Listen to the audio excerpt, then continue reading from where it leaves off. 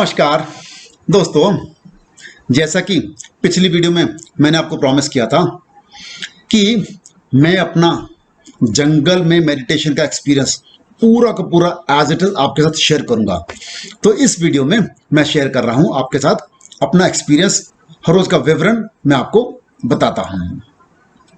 पहले दिन यानी कि 8 मई को मैं यहां से अंबाला से सारी तैयारी करके निकला, क्योंकि कोविड-19 का ज़माना है, लॉकडाउन लगा हुआ है। मैंने दोनों वैक्सीनेशंस करवाई। उसके बाद हरियाणा में गाड़ी की मूवमेंट का सर्टिफिकेट लिया, परमिशन ली। उसके बाद हिमाचल में एंट्री के लिए जो परमिशन लेनी होती है वो परमिशन ली। फिर कोरोना नेगेटिव होने का उन्होंने मांगा था, हिमाचल वालों ने, अगर हिमाचल में एंटर करना है तो कोरोना नेगेटिव का सर्टिफिकेट होना चाहिए। मैंने वो टेस्ट करवाया और वो लेके साथ में चला। वो 8 तारीख को सुबह यहां से पहुंचा बद्दी में थोड़ी सी चेकिंग हुई, पुलिस वालों ने चेकिंग की, लेकिन मैंने उनको मोबाइल में ही सर्टिफिकेट दिखा दिया कि सर मेरी ये permission they. Sir okay fine, you can go that. Baddi से मैं मुड़ा साई की तरफ। मैंने हरेंद्र राठौर जी को फोन किया कि सर जाना कहाँ है। देन ही टोल्ड मी कि 9 किलोमीटर पे घरेड़ है, घरेड़ की तरफ मुड़ना है आपने। तो मैं कुछ पूछता बचाता घरेड़ की वाली सड़क पे मुड़ गया। वो एक छोटी सी सड़क थी और वो हाइट्स की ओर जा रही थी। मेरे को बड़ी अच्छी फीलिंग आई कि यस, अब मैं जंगल की ओर जा रहा हूँ। छोटी सड़क, कोई ज़्यादा चहल पहल नहीं।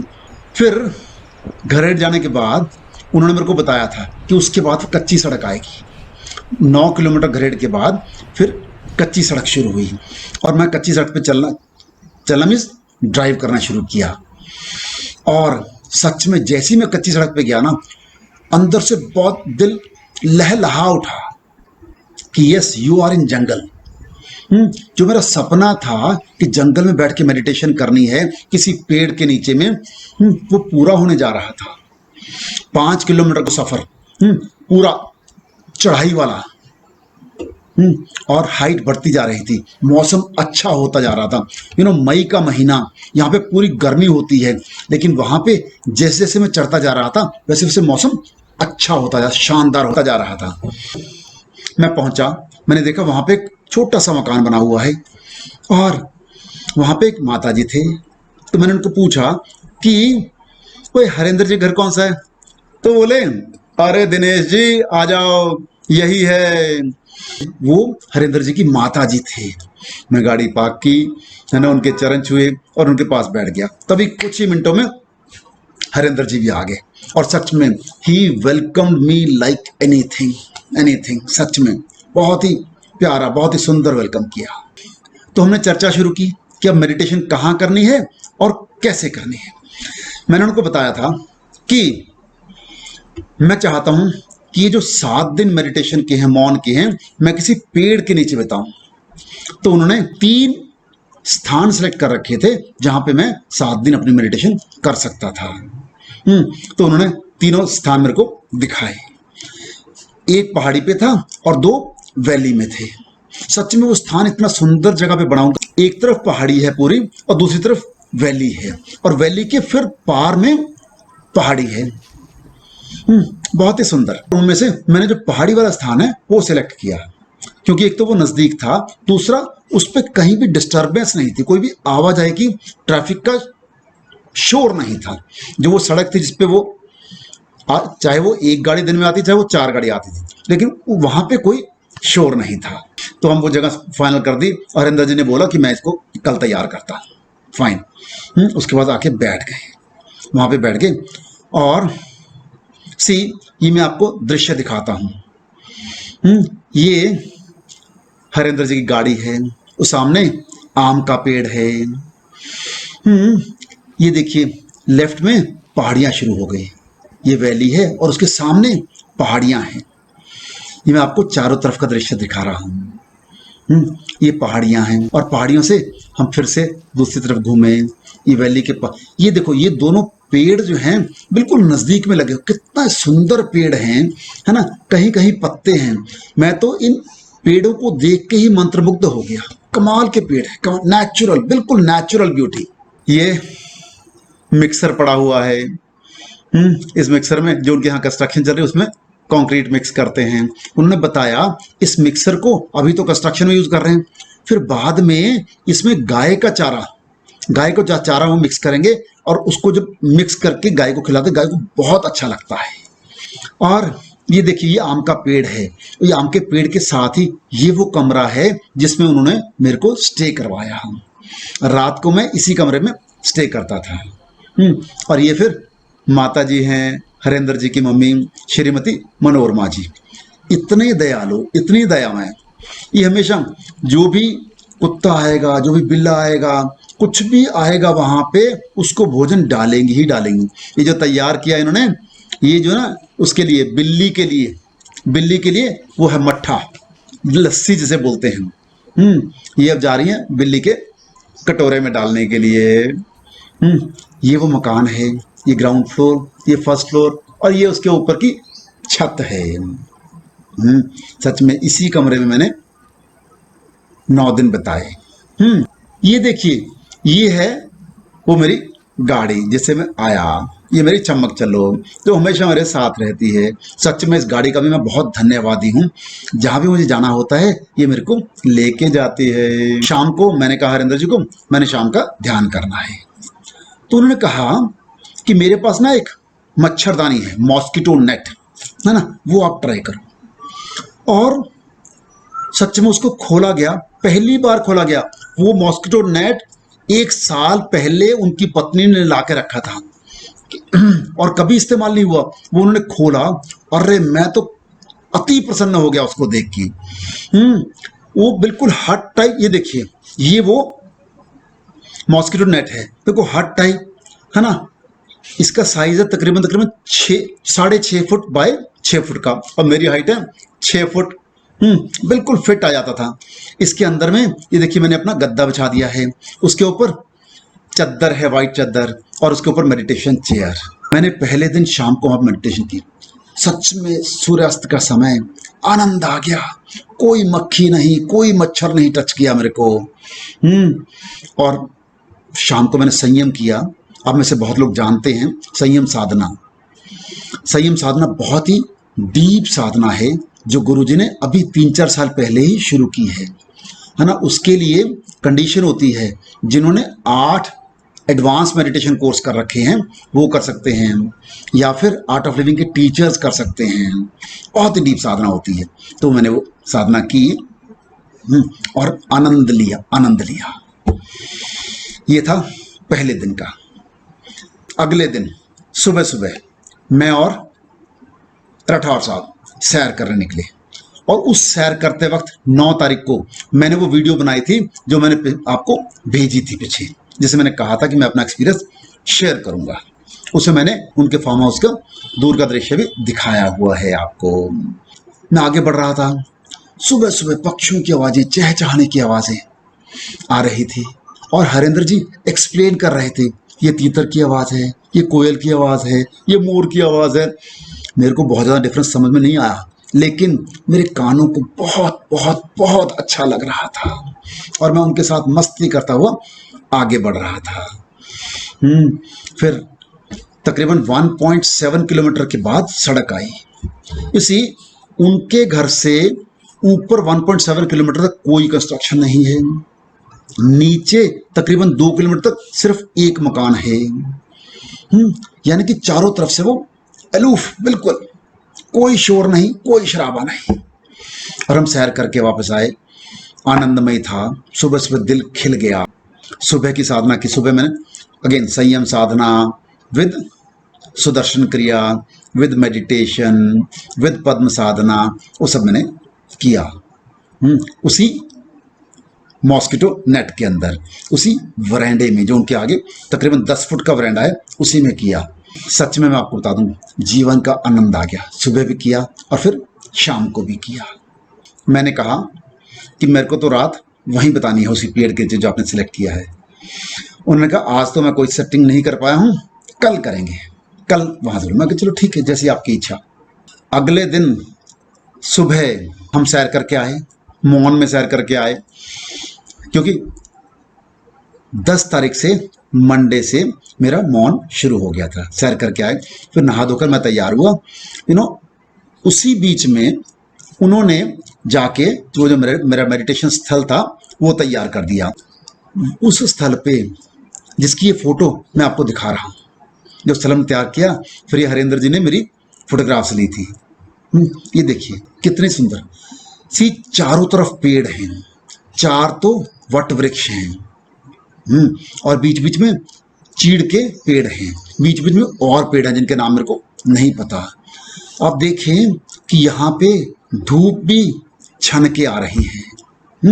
भरी दोपहर में भी मेरे को एक दिन भी गर्मी नहीं लगी वहां पे। इतना प्यारा स्थल और इतना प्यारा अरेंजमेंट और इतने प्यारे हरेंद्र जी, सच में वो इस तरह से सेवा कर रहे थे मेरी, जैसे गुरुजी की सेवा कर रहे हैं, पूरे तन से पूरे मन से, है ना। भोजन मैंने बोला किसी सर्वेंट को बोल दीजिए बनाने के लिए, नहीं, भोजन मेरे लिए खुद अपने हाथ से बना रहे थे हरेंद्र जी। कमाल का सेवा भाव था, कमाल का। और फिर मैंने वहां पे साधना शुरू की। पहले दिन संयम साधना with Sudarshan Kriya, with Padma Sadhana, with meditation, with sutras, everything. और इतनी लंबी मेडिटेशन हुई, टोटल मेरे को 3-3.5 घंटे उसमें लग गए। लेकिन आनंद आ गया, आनंद। फिर मैं 1-1:30 बजे लंच के लिए वापस आ गया। मेरा फलाहार था, उन्होंने फल काटे, है ना, और स्प्राउट्स, बहुत सारा स्प्राउट मैं यहाँ से करके ले गया था, साबुत मूंग का भी और साबुत चने का भी। 1 कटोरी भर के स्प्राउट खाए और 4 फल ऐसे करके खाए। और फिर मैंने थोड़ी देर रेस्ट किया और फिर दोबारा से पहुंच गया मेडिटेशन स्थल पे। और फिर 2 बार मैंने किया संयम साधना। इतने में ही शाम के 7 बज गए। मैंने उनको बोला था कि मैं रात को यहाँ स्टे करना चाहता हूँ, लेकिन राठौर साहब ने मना कर दिया कि आप पहली बार कहीं बाहर जंगल में साधना करने आए हो, रात को आप वहां पे स्टे ना करें, है ना, ताकि आप 7 दिन कंप्लीट कर सको। ज्यादा हठ नहीं करना है। आई सेड ओके, मैं आपकी शरण में हूँ, जैसा भी आप गाइड करेंगे मैं आपके अकॉर्डिंग करूंगा। तो फिर उन्होंने कहा शाम को 7-7:30 तक आपको वापस आ जाना है। तो मैं 7 और 7:15 के बीच का अलार्म लगा देता था, वो अलार्म बजता, उसके बाद मैं अपनी साधना कंप्लीट करके वापस आ जाता था। पहले दिन मैंने 3 संयम साधनास की, है ना, और मैं आपको बता दूं तकरीबन 5 से 6 घंटे लगे टोटल। लेकिन जीवन का आनंद आ गया, मजा आ गया। लगा कि सच में ये वही जगह है जिसे मैं तलाश कर रहा था, ये वही स्थल है जिसकी तलाश शायद मैं कई सालों से कर रहा था। सपनों में ऐसा कोई स्थल मेरे आता था। और फिर शाम को 7 बजे मैं वापस आ गया। दूसरे दिन भी ऐसा ही बीता, लेकिन उसमें मैंने 6 घंटे की जगह तकरीबन 7 घंटे साधना की। बीच में मैं लंच के लिए आ जाता था तकरीबन 4 घंटे पहले और 3 घंटे बाद में, इस तरह से किया। और उस दिन मैंने फिर 4 संयम साधना की। जाने से कुछ ही दिन पहले मैंने काशी भैया का संयम रिकनेक्ट अटेंड किया था। सच में उसका बहुत फायदा रहा, मेरे को बहुत फायदा रहा, क्योंकि उन्होंने उसमें गाइड किया था कैसे कैसे संयम में क्या क्या करना है, क्या क्या नहीं करना है। मैं 1 साल पहले तकरीबन 2020 में जनवरी में मैं संयम करके आया था आश्रम से। उसके बाद आके मैंने कभी प्रैक्टिस नहीं की थी, लेकिन अभी 2-3 महीने पहले मैंने प्रैक्टिस शुरू की थी संयम साधना की। और फिर जब मैंने रिकनेक्ट अटेंड किया, उसमें उन्होंने कहा था कि किसी ने पूछा क्या हम 9 संयम साधना कर सकते हैं क्या एक दिन में, तो काशी भैया ने कहा था कि आपको मैक्सिमम 5 करनी है, मैक्सिमम, क्योंकि टीटीसी में भी गुरुजी सिर्फ 5 पद्म साधना करवाते हैं, उससे ऊपर नहीं करवाते हैं। ध्यान में, साधना में सिर्फ ध्यान में नहीं बैठता था, कुछ योगासन कर लिए, फिर पद्म साधना की, फिर उसके बाद नाड़ी शोधन प्राणायाम किया, और उसके बाद फिर ध्यान में बैठा। एक सिटिंग में मैं ध्यान में तकरीबन एग्जैक्ट समय तो नहीं बता सकता, क्योंकि ध्यान उस सब प्रोसेस का पार्ट था, लेकिन मेरे को ऐसा लगता है कि एक सिटिंग में तकरीबन तकरीबन 1 से 1.5 घंटा बैठता था। 1.5 घंटे बाद मेरे पैर जो है ना सुन्न से होने, फिर वो पैरों से आवाजें आने लग जाती थी कि भाई उठो अब उठो, है ना। तो तकरीबन 1 से 1.5 घंटा मैंने हर साधना में ध्यान किया और इस तरह से दूसरा दिन व्यतीत हुआ।